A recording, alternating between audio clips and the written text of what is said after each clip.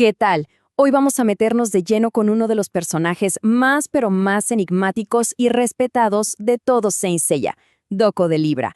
Ojo, que estamos hablando de un caballero dorado cuya verdadera historia, tardó años en salir a la luz. A ver, para todos los que crecimos con el anime clásico, esta era la pregunta. ¿13 años?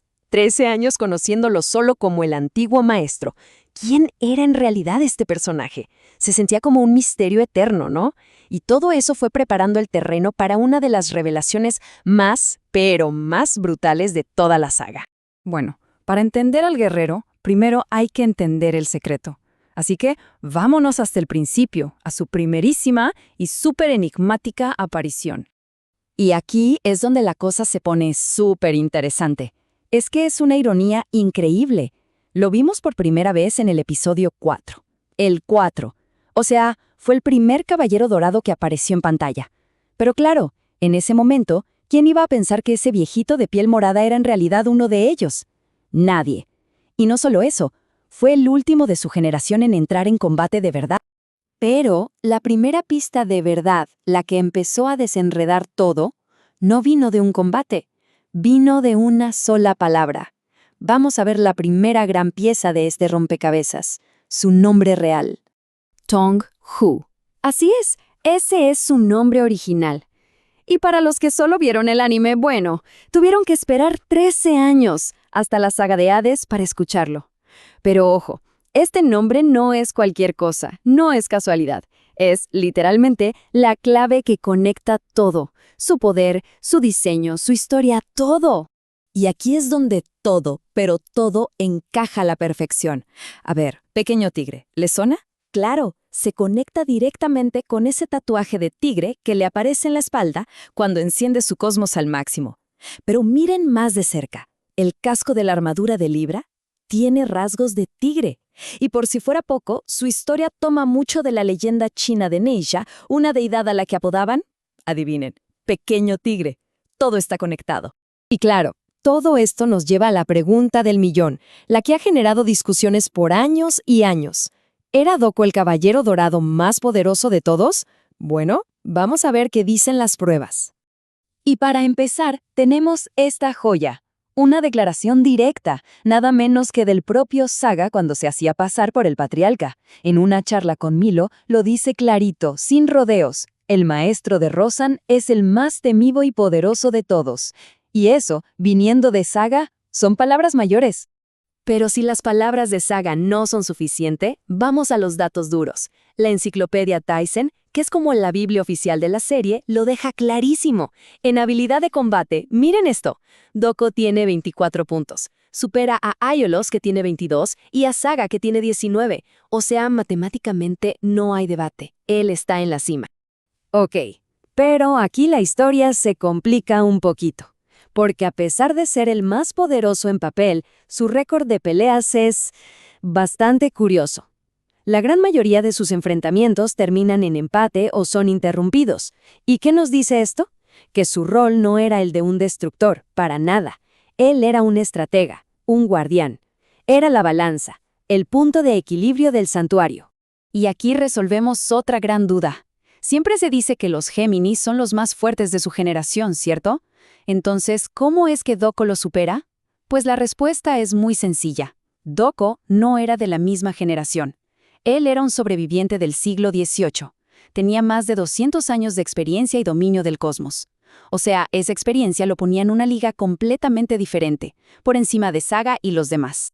Pero, a ver, ¿cómo es posible que alguien acumule tanto poder, tanta sabiduría? Bueno, el secreto está en su increíble, pero increíble longevidad, y en la técnica casi divina que lo hizo posible.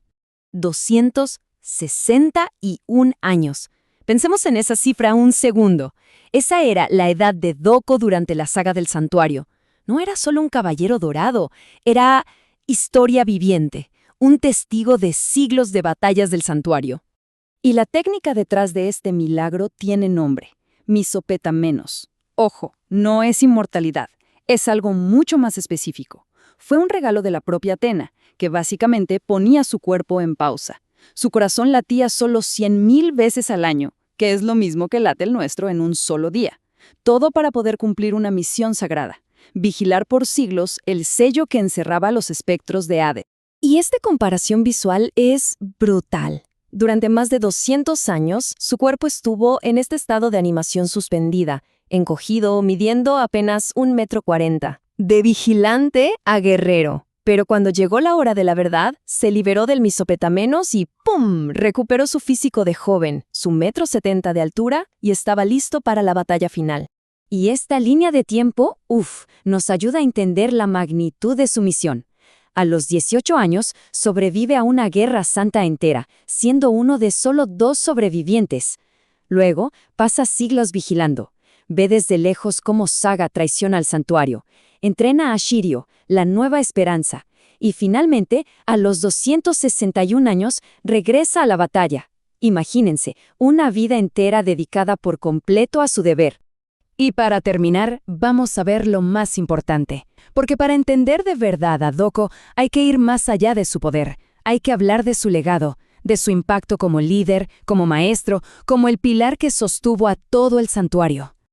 A ver, aunque nunca se sentó en el trono del patriarca, después de la muerte de su viejo amigo Shion y de Saga, Doko se convirtió en el líder absoluto. Era la voz de la experiencia, la máxima autoridad. Por ejemplo, fue él quien tomó la decisión de que los Dorados no fueran a la saga de Poseidón, y fue él quien organizó la defensa cuando Hades atacó. Era el jefe, sin necesidad de título.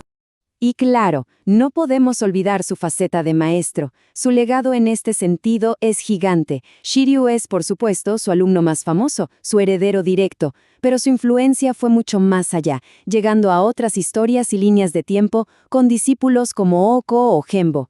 Esto nos demuestra que su sabiduría no se quedó con una sola persona, la compartió con toda una nueva generación. Y si todavía queda alguna duda de lo importante que es este personaje, ahí les va un dato matador. 9. Doko ha aparecido en 9 series y películas diferentes, más que cualquier otro caballero dorado. Desde el anime clásico hasta Lost Canvas, Soul of Gold, Next Dimension, en todos lados. Su presencia es simplemente fundamental para entender el universo de Saint Seiya. Entonces, al final de todo, ¿cuál fue el verdadero rol de Doko? ¿Fue el guerrero, el mentor o el guardián? ¿Lo recordamos por su poder increíble? ¿O por ser el maestro que forjó a la nueva generación? ¿O quizás por ser el guardián que sacrificó todo por una causa mayor? Y la verdad es que no hay por qué elegir. Su verdadera grandeza, lo que lo hace una leyenda, es que fue las 3 cosas, y lo fue a la perfección.